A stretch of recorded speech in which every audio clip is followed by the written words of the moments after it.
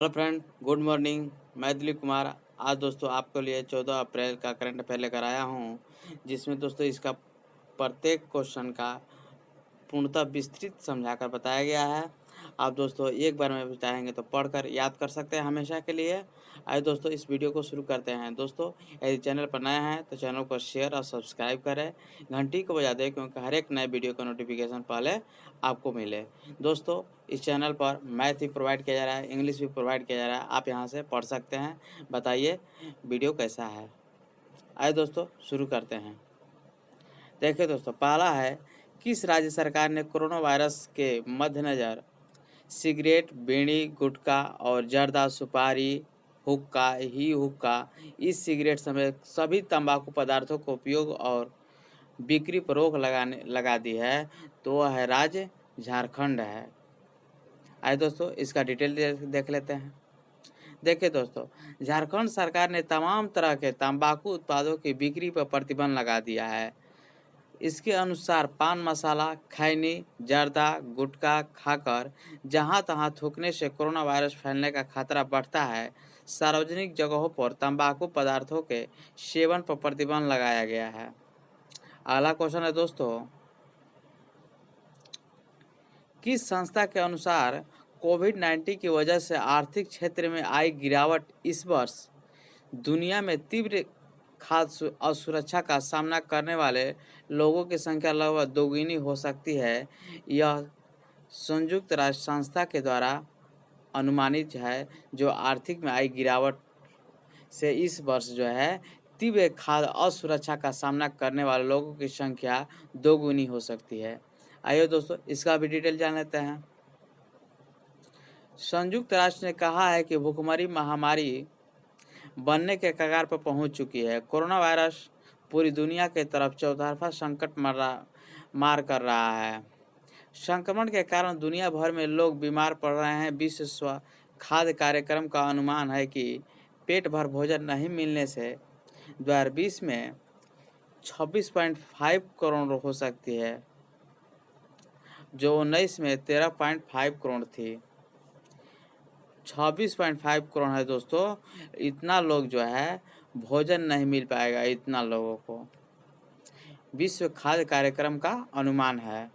आइए दोस्तों अगला क्वेश्चन है,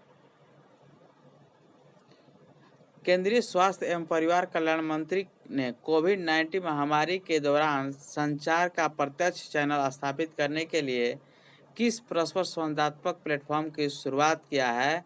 तो वह है कोविड इंडिया सेवा, ऑप्शन नंबर 1।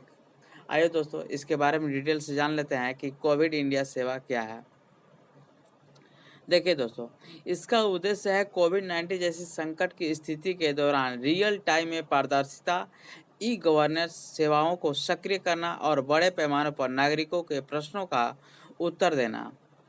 यह जो है कोविड इंडिया सेवा एक डैशबोर्ड के माध्यम से कार्य करता है, जो बड़ी मात्रा में ट्वीट किए गए मैसेजों को संशोधित करने में मदद करता है और उन्हें समाधान योग्य बनाता है, और फिर उन्हें रियल टाइम समाधान के लिए संबंधित प्राधिकरण को सौंपता है।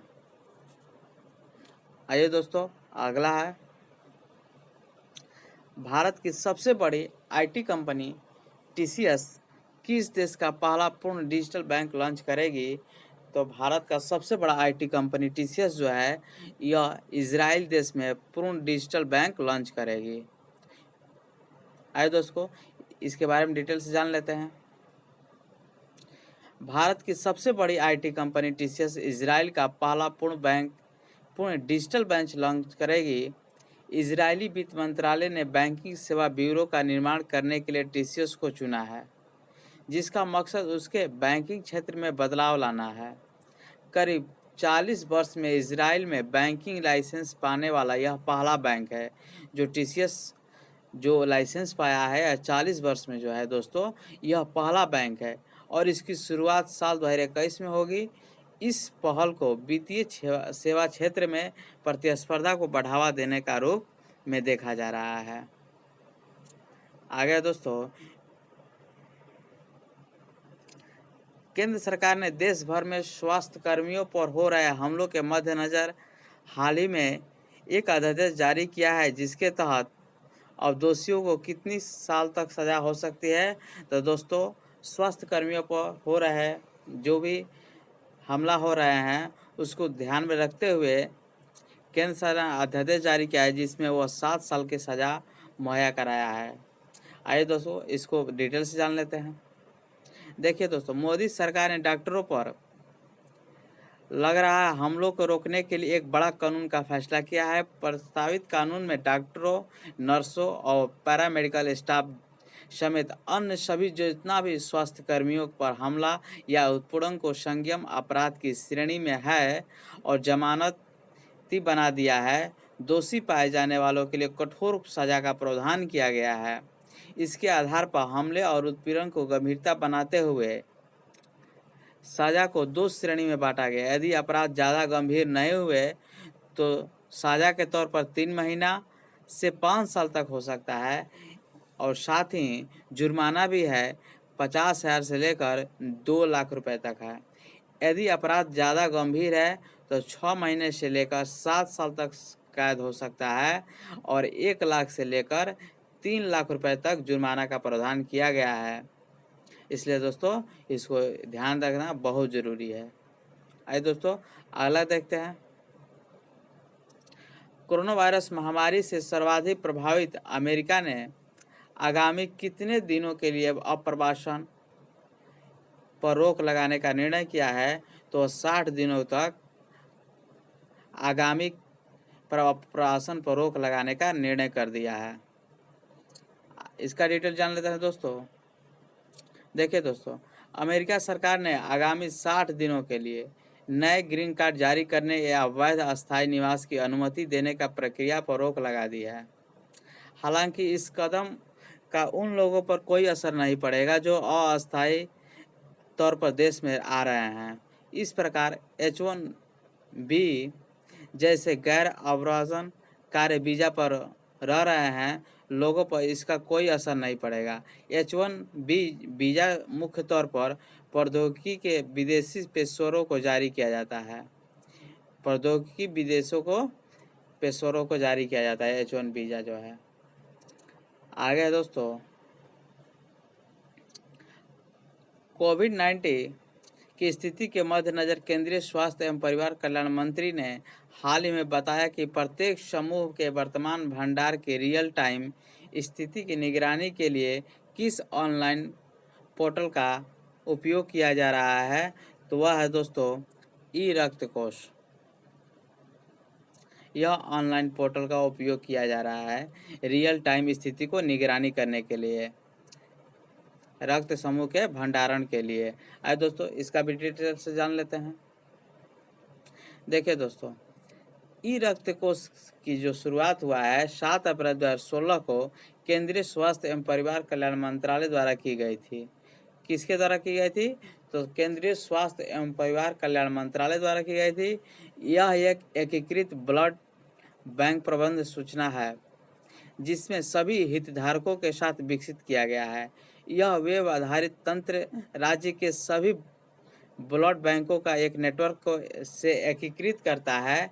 यह एप्लीकेशन न केवल एक मोबाइल पर है निकटतम ब्लड बैंक की जानकारी प्रदान करेगा बल्कि किसी दिए गए क्षेत्र में विशेष रक्त समूह की उपलब्धता के बारे में भी बताएगा। आगे दोस्तों, अंग्रेजी भाषा निम्न में से किस दिन को मनाया जाता है। तो अंग्रेजी भाषा दिवस जो है 23 अप्रैल को मनाया जाता है। आइए दोस्तों, इसका डिटेल जान लेते हैं। देखिए दोस्तों, प्रतिवर्ष 23 अप्रैल को अंग्रेजी भाषा दिवस के रूप में मनाया जाता है। 23 अप्रैल को विलियम शेक्सपियर की जन्म तिथि और मृत्यु तिथि होने के कारण एक ही तिथि को 23 अप्रैल को जन्म तिथि भी है और मृत्यु तिथि भी है। इसी के कारण यह दिवस चुना गया, अंग्रेजी दिवस चुना गया है। अंग्रेजी ऐसा शब्द है जो अलग अलग देशों और संस्कृति से आने वाले लोगों को साथ में जोड़ता है। अंग्रेजी उन 6 भाषाओं में शामिल है जिन्हें संयुक्त राष्ट्र ने दिवस के रूप में घोषित किया है। अंग्रेजी दुनिया की तीसरी सबसे ज़्यादा बोली जाने वाली भाषा है, लेकिन बिजनेस और एजुकेशन में सबसे ज़्यादा प्रचलित है इंग्लिश बिजनेस और एजुकेशन में। आगे आगे है दोस्तों, हाल ही में किस खिलाड़ी को विश्व बैडमिंटन महासंघ BWF के IM बैडमिंटन जागरूकता अभियान के लिए एम्बेसडर चुना गया है? तो वह है दोस्तों PV सिंधु बैडमिंटन खिलाड़ी है। विश्व बैडमिंटन महासंघ के IM बैडमिंटन की जागरूकता अभियान के लिए PV सिंधु को चुना गया है।